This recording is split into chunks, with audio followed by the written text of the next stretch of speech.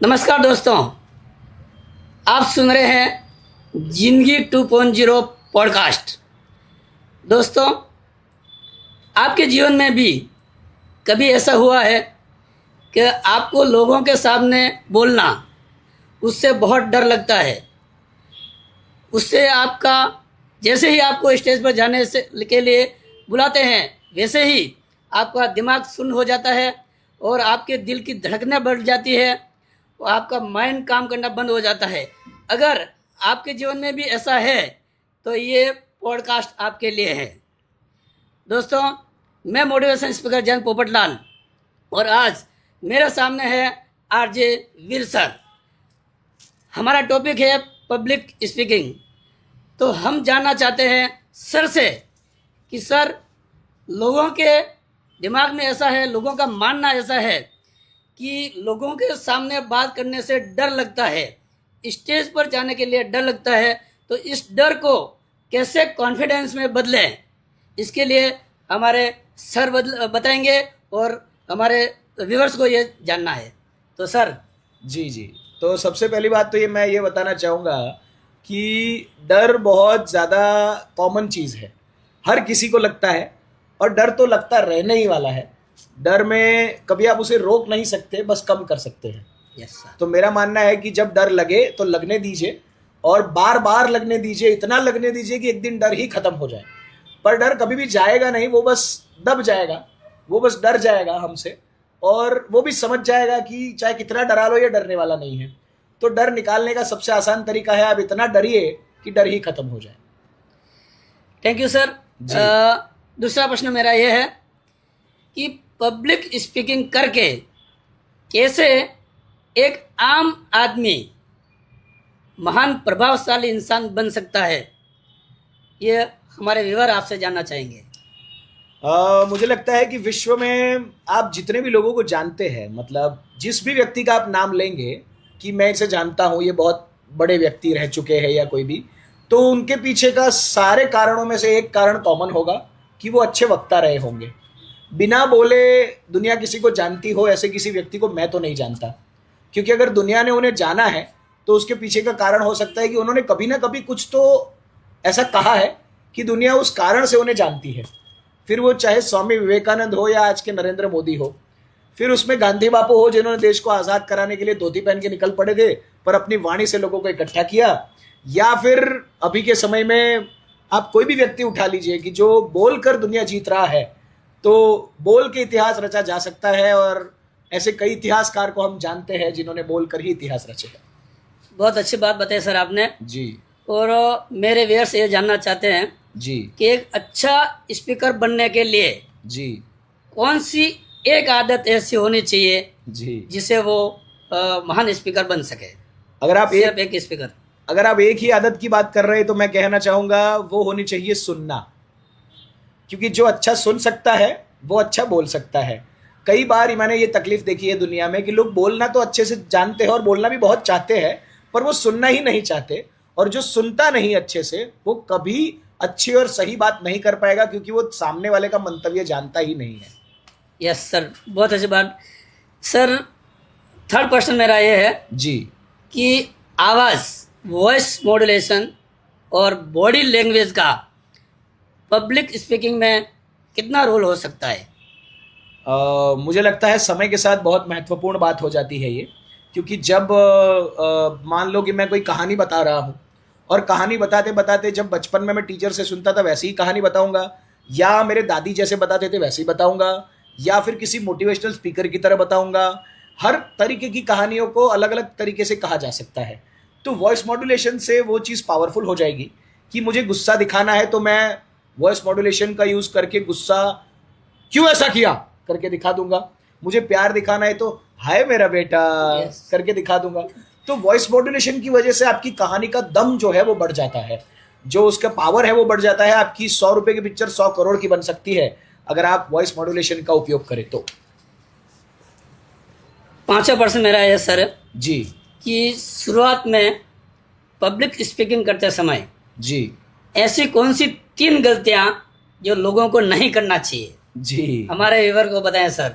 सबसे पहली गलती बोलने के बाद रुकना कब है, ये बहुत लोग नहीं जानते, क्योंकि जो पब्लिक स्पीकर बनना चाहते हैं वो यही गलती सबसे पहले कर देते हैं कि वो इतना बोल लेते हैं कि उनके पास जितना बोलने के लिए है वो सारा ही बार बार बताने के कारण उनकी वाणी की वैल्यू कम हो जाती है। उनका बुद्ध और लोग जो उनको सुन रहे हैं उनको लगने लगता है कि अब ये ना बोले तो अच्छा, तो वहां तक बात ना पहुंचनी चाहिए। पहली गलती यह है कि ज्यादा ना बोले। दूसरी गलती यह है कि जिस बारे में हम जानते नहीं है उस पर टिप्पणी नहीं करना चाहिए, यानी नॉलेज लिए बगैर ना बोले। जब भी आप पब्लिक स्पीकिंग करते हो और आपको नॉलेज नहीं है और आपको कहा गया बोल दीजिए और आपको लग रहा है क्योंकि मैं बोलने में अच्छा हूं और मैं जो भी बोलूंगा सही लगेगा, तो बिना नॉलेज के भी बात नहीं करना चाहिए। नहीं नॉलेज है तो बोल देना चाहिए कि नॉलेज नहीं है। तो ये एक दूसरा गलती है। और तीसरा गलती मुझे लगता है पब्लिक स्पीकिंग के अंदर कि जब हमें मौका मिलता है तो हमें लगता है कि हमारे अलावा जो मंच पर लोग हैं वो किसी काम के नहीं है, सिर्फ हम ही अकेले काम के हैं। तो ऐसा ना कर कर ऑडियंस की तरफ से सोचकर और बाकी बैठे लोगों को सम्मान देकर आपको बात उसी तरीके से करनी चाहिए कि उपस्थित लोगों को आपकी बात में रस हो, नहीं कि आप अपनी बात बताने के लिए ज्यादा इंटरेस्टेड हो। उनकी बात क्या है ये कहना आना चाहिए। एक पब्लिक स्पीकर अच्छे पब्लिक स्पीकर का साइन है। थैंक यू सर जी। एक मेरा प्रश्न है जी कि स्टेज पर बोलते समय ऑडियंस को कैसे कनेक्ट किया जाए, जी प्रभावशाली चीज क्या होनी चाहिए जी जिससे ऑडियंस हमको सुने, जी जी जी जी जी तो हमारे व्यूअर्स को बताएंगे आप। अब इसको मैं एक अच्छे तरीके से बताना चाहूंगा। मान लीजिए कि आप एक डिश खा रहे हैं, घर में आपके दाल चावल या कुछ तो बढ़िया सब्जी रोटी पूरा एक थाली सजकर भरा है। अब एक अच्छी डिश बनाने के लिए आपको क्या चाहिए, तो उसके लिए मसाले भी चाहिए, उसके लिए तेल भी चाहिए, उसके लिए घी भी चाहिए, उसके लिए आटा भी चाहिए, उसके लिए सब्जी भी चाहिए, उसके लिए एक अच्छी थाली भी चाहिए, उसके लिए अच्छा मन भी चाहिए बनाने वाले का। तो ऐसी हजारों चीजें हैं जो तैयारी से लेकर परोसने तक चलती है, तब जाके एक डिश अच्छा बन सकता है। तो मुझे लगता है कि अच्छा स्पीकर या अच्छा पब्लिक को गैदर करने के लिए, पब्लिक का अटेंशन बढ़ाने के लिए आपको कई सारी तैयारियां करनी पड़ती है, कई सारा नॉलेज लेना पड़ता है, कई सारे अनुभव लेने पड़ते हैं मंच के। जितना आप ऑडियंस से जुड़ेंगे उतना ज्यादा आप ऑडियंस को समझ पाएंगे और आपके लिए बहुत आसान हो जाएगा ऑडियंस को पकड़ के रखना और कैच करना। तो ये एक बेस्ट तरीका है कि एक डिश की तरह, खाने की प्लेट की तरह आप उसे सजाएं, हर चीज का उपयोग करें और मसालों से लेकर आटे तक की सारी चीजों का ध्यान रखें। अगर आप सही मात्रा में डालेंगे आपकी डिश बढ़िया बनेगी। थैंक यू सर जी। एक चीज मेरे दिमाग में आ रही है जी कि पब्लिक स्पीकिंग कैरियर में या बिजनेस में कितनी महत्वपूर्ण है लोगों के लिए, ये मेरे को व्यूअर्स को बताएंगे आप। मुझे लगता है सर कि बिना बोले तो दुनिया में कोई काम हो ही नहीं सकता। चाहे आप बिजनेस कर रहे हो, जॉब कर रहे हो, आपके अंदर हजारों सपने या विचार है, जब तक आप बोल ही नहीं पाओगे, बता ही नहीं पाओगे, तब तक उन विचारों का कोई अर्थ ही नहीं रह जाता। लियोनार्डो द विंची का नाम शायद सबने सुना होगा। लियोनार्डो एक ऐसे अद्भुत इतिहासकार रहे हैं कि जिन्होंने कई सारी खोजें करी, पर 15वीं सदी में वो खोज करके गए और 17वीं सदी के बाद लोगों ने उनकी खोज पे काम करना शुरू किया।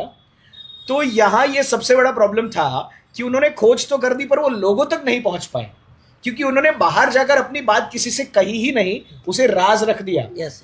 तो जब तक आप अपनी बात को राज रखेंगे तब तक वो आप तक सीमित है। जैसे ही आप वाणी के द्वारा दुनिया के सामने रखने आ जाए तब वो पूरे विश्व के समीप आ जाती है। मैं मानता हूं कि जब आप वाणी से कोई भी शब्द बोलते हैं वो पूरे ब्रह्मांड में असर करता है। और तो आपकी वाणी का उपयोग करके, चाहे आपका छोटा सा बिजनेस हो या नौकरी क्यों ना हो, आप वाणी का उपयोग करके उसमें विजय प्राप्त कर सकते हो और राजा तक बन सकते हैं। आगे सर मेरे व्यूअर्स से जानना चाहते हैं जी कि पब्लिक स्पीकिंग क्या है और इसको जीवन में क्यों अपनाना चाहिए, ये हर एक व्यूअर्स के माइंड में है, तो जरा आप बताएंगे। पब्लिक स्पीकिंग मुझे लगता है कि एक ऐसा गाड़ी है जिस पे बैठकर हम हर दुनिया के हर जगह पे सफर कर सकते हैं। मुझे लगता है शायद स्वर्ग तक का भी सफर हमें करना हो, अमर होने तक का सफर करना हो, तो वो ताकत पब्लिक स्पीकिंग के अंदर है। हर व्यक्ति को इसलिए करना चाहिए क्योंकि छोटा बच्चा हो या उनकी माँ हो, एक दूसरे से शुरुआत तो कम्युनिकेशन करने से ही होती है। बच्चा भी अपनी माँ से कुछ बात कहना चाहता है, माता भी अपने बच्चे से कुछ कहना चाहती है। तो जब ये कम्युनिकेशन शुरू होता है तभी संबंध बनता है। तो चाहे माँ बेटे का संबंध हो या आप मृत्यु की मरण पथारी पे क्यों ना पड़े हो, अगर कुछ ऐसा कह के चले गए कि आपकी आने वाली पीढ़ी पूरी संवर जाए, तो कहना बहुत महत्वपूर्ण है। पब्लिक स्पीकिंग से भी ज्यादा मुझे लगता है स्पीकिंग ज्यादा महत्वपूर्ण है, चाहे वो आपका परिवार के बीच में हो या 100 लोगों के सामने पब्लिकली हो रहा हो। जब आप स्पीकिंग पे भार देना चालू करेंगे, उस पर ध्यान देना चालू करेंगे, तो ये इंद्रिय इतनी पावरफुल है कि विश्व में युद्ध रोक भी सकती है बड़े बड़े और करा भी सकती है। ये ताकत पब्लिक स्पीकिंग की है। Yes sir, thank you. आगे सर मेरा एक लास्ट क्वेश्चन है जी। एक बेगिनर ओके। जी जी 30 दिन के अंदर जी एक अच्छा पब्लिक स्पीकर बन सके, जी, उसके लिए उसको क्या करना सबसे पहले जरूरी है? क्या बात तो है। मेरे व्यूअर्स ये जानना चाहेंगे आपसे। ग्रेट। 30 दिन तो बहुत ज्यादा समय है, मैं चाहूंगा कि आप बहुत कम समय में ये सीख जाएं। फिर भी अगर 30 दिन का समय दिया गया है तो आप एक काम कर सकते हैं, रोज एक वीडियो सामने कैमरा रखिए, एक वीडियो बनाइए, जो भी एक आपका टॉपिक फेवरेट है उसको चूज करके उस पर बोल लीजिए। बोलने के बाद उस वीडियो का रिव्यू करना है आपको 3 चीजों के द्वारा। एक, विजुअल, ऑडियो बंद कर दीजिए और वीडियो देखिए। आप किस तरीके से बात कर रहे हैं, आपके एक्सप्रेशन कैसे है, आपको समझ में आएगा क्या गलतियां सुधारनी है कैमरे के सामने और लोगों के सामने। पब्लिकली खड़े होंगे, आपका पर्सनालिटी कैसा होगा, आप कैसे दिखेंगे, आपका हाथ मुंह कैसा हिल रहा है, कैसे आप उसका प्रयोग कर रहे हैं, तो ये होगा विजुअल।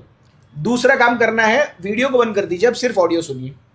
सिर्फ सुनिए कि आपने जो बोला है उसमें क्या गलतियां है, क्या सही है, ऊपर नीचे हो रहा है कि नहीं, बराबर आवाज आ रही है कि नहीं, मुझे और लाउड करना चाहिए या लो करना चाहिए, किस पिच पे बात करना चाहिए, सब आपको समझ में आ जाएगा जब आप ऑडियो सुनेंगे। और तीसरी चीज, आपको ये दोनों साइड पे रख के लिखना चाहिए, ट्रांसक्राइब करना चाहिए कि आपने पॉडकास्ट में क्या बात करी है या वीडियो में क्या बात करी है, शुरू से लेके अंत तक। उसमें आपने आ ई भी बोला है तो वो भी डालो, बीच में अटके हो तो वो भी डालो कि यहां ब्रेक है। ये करने से ये होगा कि आपके एक्स्ट्रा शब्द, नकामे शब्द जो या बार बार रिपीट हो रहे हैं वो शब्द, वो सब निकल जाएगा। आपकी बात अगर 3 सेकंड में हो सकती थी पर आपने 30 सेकंड बोली है, इसका मतलब है आपने एक ही बात बार बार समझाई है, तो वो बात कम हो जाएगी। तो ये 3 चीजें करने से, और रोज सिर्फ एक वीडियो बनाओ, रोज ये 3 चीजें देखो, और तीसरे दिन पे मैं गारंटी देता हूं कि आप जिस दिन शुरू करोगे उस दिन से 30वें दिन पे आप अपने अंदर जमीन और आसमान का फर्क देखेंगे और बेस्ट पब्लिक स्पीकर बन जाएंगे, खुद का ध्यान रखकर, बिना मेरे किसी हेल्प के भी। यस सर, बहुत अच्छी बात बताई आपने जी। और इसी के रिगार्डिंग एक बात मेरे माइंड में आ रही है, दिमाग में आ रही है जी कि बहुत लोग कहते हैं कि महात्मा गांधी ने भारत को आजाद कराया जी बिना शस्त्र हाथ में लिए हुए। जी तो क्या यह बात सही है कि आप एक महान पब्लिक स्पीकर बनकर जी। देश के लिए बहुत बड़ा काम कर सकते हैं? तो हमारे व्यूअर्स आपसे जानना चाहते हैं छोटे से प्रश्न का उत्तर। 100% ये बिल्कुल शक्य है। और मान लीजिए कि कोई आपसे कहे कि एक गाल पे आपको तमाचा खाना है और दूसरा पे आगे कर देना है, तो क्या आप करेंगे? हम तो सोचेंगे भाई हम सामने ना दे दे एक। हाँ, एक लगा दो लगाओ। हाँ, पर उन्होंने ये सिखाया बापू ने, और आधा देश ये बात मान के उनके साथ बैठ गया। तो ये अगर ताकत है किसी चीज में तो वो उनकी वाणी में थी, उनके विचारों में थी, लोगों को अपनी बात कहने की क्षमता में थी कि उन्होंने अपनी बात सटीकता से कही और लोगों को मार खाने तक के लिए तैयार कर दिया, अहिंसा करने के लिए तैयार कर दिया। ये सारी पॉसिबिलिटीज हो पाई उनकी वाणी के द्वारा। उन्होंने लोगों के सामने जाकर इन बातों को कहा और इस तरीके से कहा कि लोगों ने जीवन तक त्यागने के लिए तैयार हो गए सिर्फ उनकी बात को सुनकर। तो हाँ, देश आजाद होने तक की क्षमता एक पब्लिक स्पीकर में हो सकती है। तो सर, ये सब आपकी बातें जानने के बाद जी मुझे ऐसा लगता है कि एक महान पब्लिक स्पीकर बनकर आप कुछ भी काम, अच्छा बिजनेस हो या समाज हो या देश हो, कोई भी ऐसा प्रभावशाली काम कर सकते हैं, ये हमारे व्यूवर का मानना है।